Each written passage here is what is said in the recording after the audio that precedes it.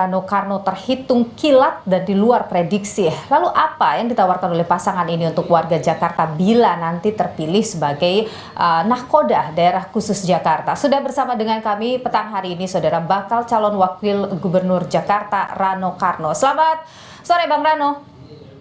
Mbak Nilu, apa kabar sore? Sehat selalu Bang Rano. Saya langsung ingin menanyakan begini, Ya. Bang Rano, nama Anda maupun juga dengan Mas Pram itu tidak pernah masuk dalam radar survei. Tiba-tiba muncul sebagai pasangan calon. Bahkan sebelumnya kalau nama Anda mungkin sering disebut akan Ahok Rano Karno atau mungkin Anies Rano Karno. Tapi ini jadinya Pram Rano Karno.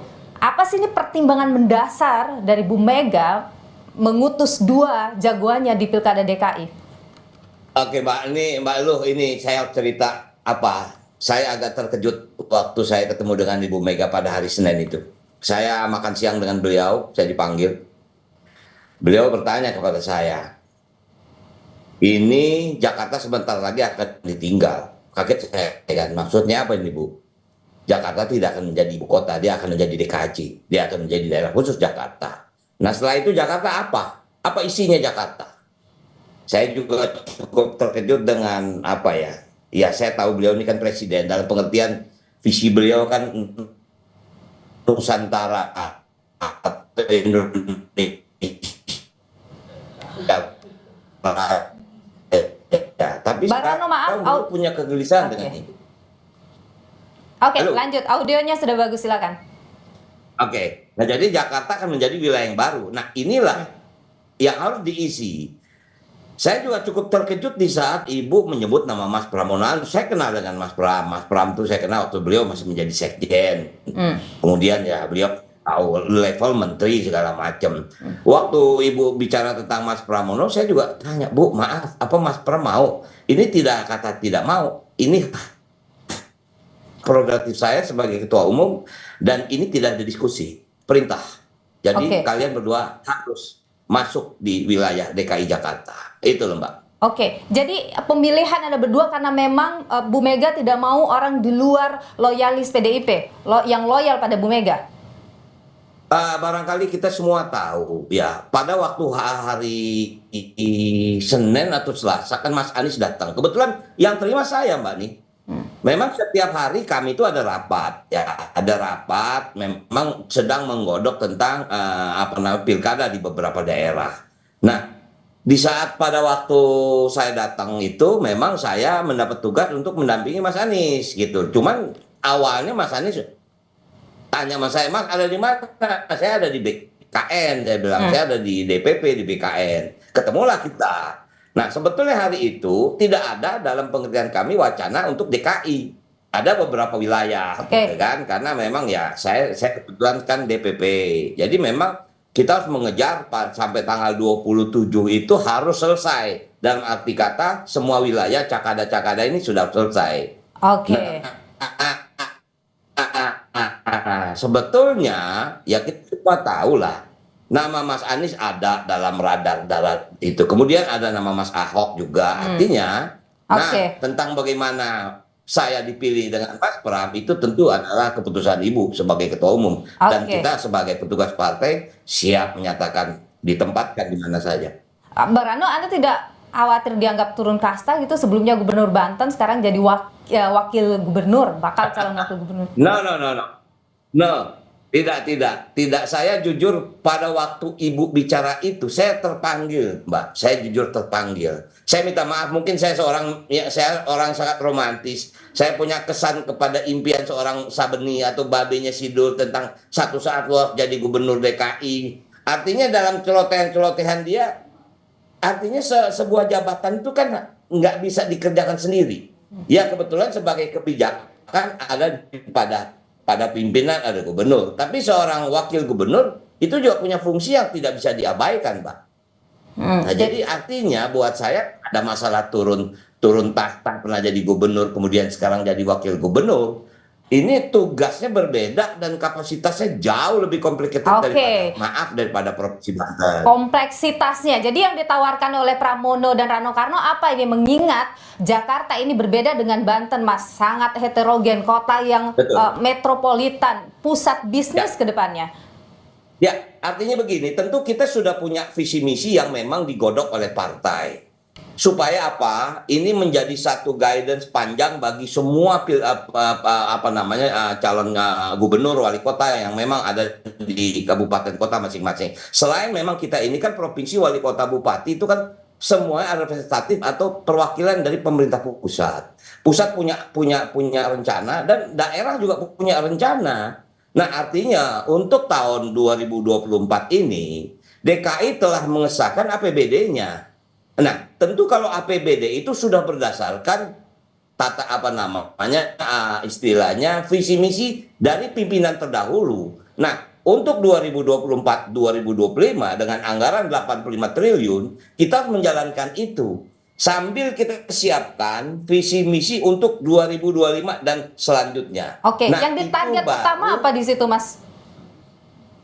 Jadi gimana? target utama di situ yang jadi program prioritas utama yang harus diselesaikan di DKI bagi pasangan Pramono Rano Karno itu apa?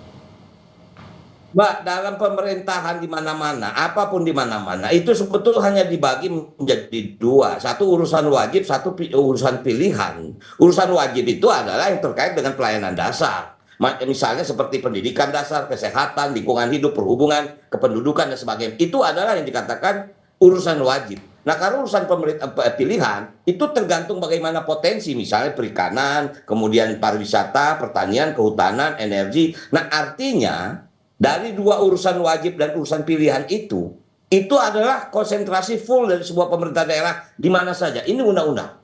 Sementara kita tahu Jakarta itu infrastruktur, kemacetan, banjir, sekarang ditambah lagi dengan iklim climate change, di mana air laut di sebagian utara sudah mulai meningkat. Ini harus menjadi pemikiran-pemikiran selanjutnya ke depan. Jadi itulah keberpihakan dari seorang pimpinan. Nah, itulah barangkali kenapa Mas Pramono Anung diperintahkan ibu sebagai gubernur, karena beliau itu seorang konseptor.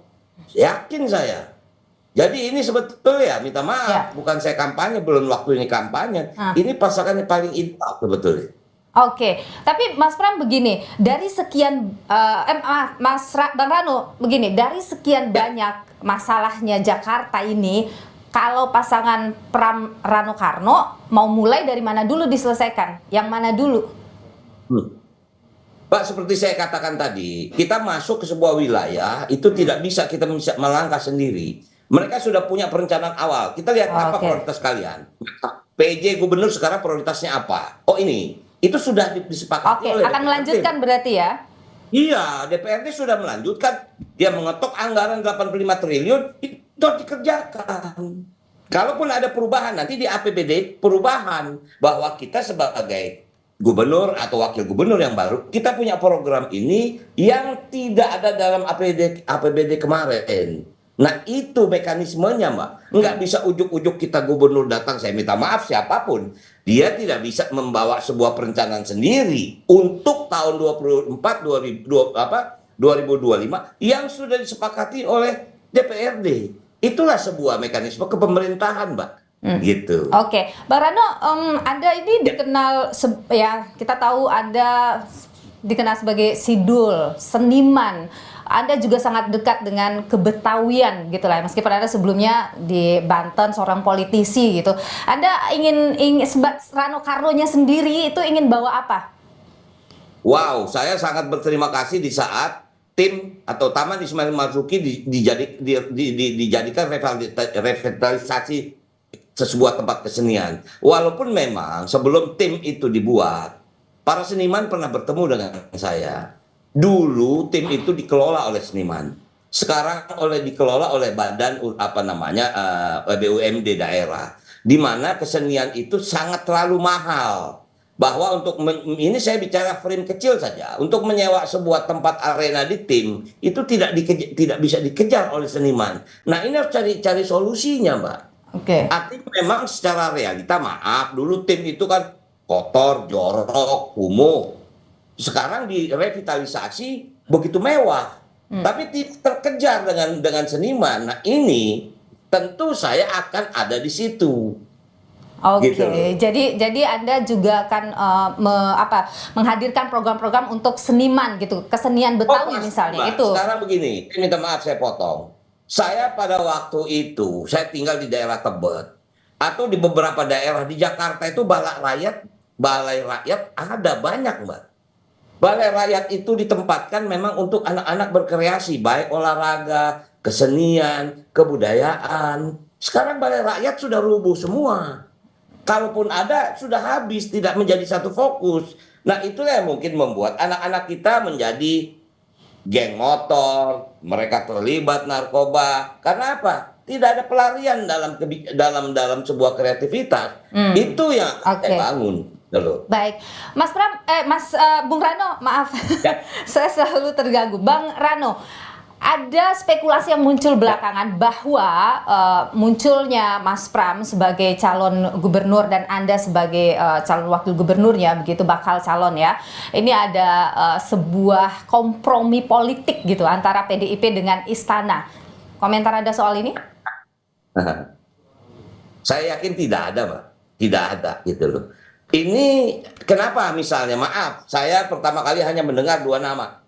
Maaf, saya kembali lagi menyatakan, Mbak, siapapun gubernurnya, wakil gubernurnya pasti Rano Karno. Hmm. Artinya Saya hanya mendengar dua nama. dua nama itu Saya hanya adalah mendengar dua nama, ya, Anies dengan Mas Ahok. dan Nah, ketika kemudian kita ini kan partai kader, Mbak. Tentu prioritas utama adalah kader. Ingat, Mas Pramono Anung itu juga kader Partai PD Perjuangan oke. yang mempunyai jalur profesional yang birokrasi yang luar biasa, lebih panjang daripada Ahok atau lebih panjang dari seorang Rano Karno. Jadi saya jujur begitu saya mendengar nama Mas Pram disebut dan saya dengar Mas Pram mau, itu yang membuat saya semangat.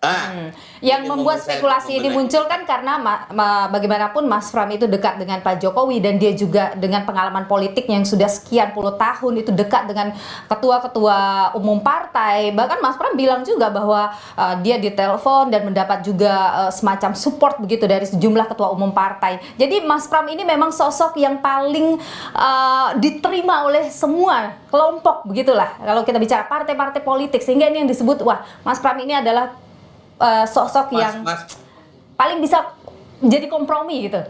Mas Pram itu adalah seorang politisi Mas Pram itu seorang politisi yang sangat senior. Ya, artinya beliau sangat dekat dengan, maaf kalau saya boleh menyebut, dengan Pak Prabowo dekat, dengan apalagi dengan Pak Jokowi dekat. Mungkin saja normatif lah barangkali begitu Mas Pram mungkin bila lapor pada Pak Presiden, Pak izin saya diperintahkan untuk, pasti Pak Presiden, ya saya minta maaf Mbak, saya minta maaf. Biar bagaimana darah Pak Presiden itu masih darah merah, Oke. pasti akan ada gitu loh. Apa Oke. ya? Oke. Apa ya? Apa? Walaupun mungkin kita ada sedikit gesekan, tapi mungkin secara nggak langsung begitu beliau laporan, Pak izin saya diperintah Ibu untuk menjadi gubernur. Pasti jawaban pertama, monggo silakan maju. Pasti gitu, Mbak. Oke. Terakhir Bang Rano, Ya, Pak Ahok ya. kemarin mengantar memberikan semangat. Pak Ahok nanti ini akan dapat peran apa di masa kampanye? Wah, beliau itu malah siap sebetulnya menjadi ketua tim. Tapi tentu saja ini begini, Mbak. Pilkada ini serentak di mana-mana, nggak mungkin kita ada di satu tempat. Mungkin saja Ahok ditugaskan tempat lain. Kalau di Karena memang Jakarta, mungkin di Jakarta, kalau di mungkin Mas Jakarta. Adian Napitupulu. Ini kita belum tahu nih, Mbak. Tapi artinya sosok Ahok itu sangat kita perlukan sebagai masukan kita. Oke. Kalau misalnya Pram dan Rano Karno terpilih, Pak Ahok akan dapat peran sebesar apa untuk kemudian membantu membangun Jakarta? Wah, tentu dia akan banyak memberikan masukan gitu. Saya sangat Akan tahu ada karakter posisi Pak Ahok. khusus gitu misalnya untuk Pak Ahok? Nggak ada khusus-khususan, nggak ada. Dia tetap menjadi apa ya? Ya sebagai think tank saja oke. Oke. Tidak ada istilah masuk dalam staf ahli, staf khusus, tidak ada. Karena kebetulan Pak Ahok tuh yang punya tugas di DPP partai. Oke, tapi tetap akan membantu gitulah ya kira-kira. Pram Pasti dan kita Rano. semua makanya saya bilang Bang Edi Pras ya mantan DPRD, kemudian tadi juga diantar Bang Eriko Sutarduga sebagai anggota DPR. Ya kita semua duduk bersama. Oke. Apa yang bisa kita lakukan? Walaupun maaf Mbak, secara guidance kita udah tahu bagaimana pemerintahan itu dijalankan. Tinggal kebijakan apa yang kita mau prioritaskan. Itu saya katakan. Jakarta 85 triliun. Mau bikin apa? Pendidikan seperti apa? Kesehatan Oke. seperti apa? Kemudian infrastruktur seperti apa? Jadi kita tinggal pilih, kita mau prioritas apa dulu. Oke, Oke. kita bikin, maaf, misal kita bikin di selatan, utara mau banjir. Bagaimana nih? Bagaimana bendungan di sana?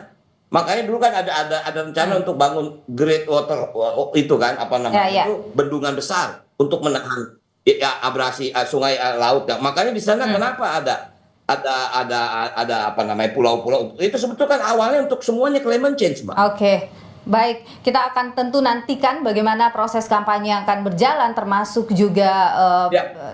ya visi misi Anda yang lebih clear, lebih jelas lagi tentu nanti akan kami nantikan ditunggu oleh warga Jakarta. Terima kasih, Bang Rano Karno, bakal Bang. calon wakil gubernur dari DKI Jakarta dari PDIP. Terima kasih.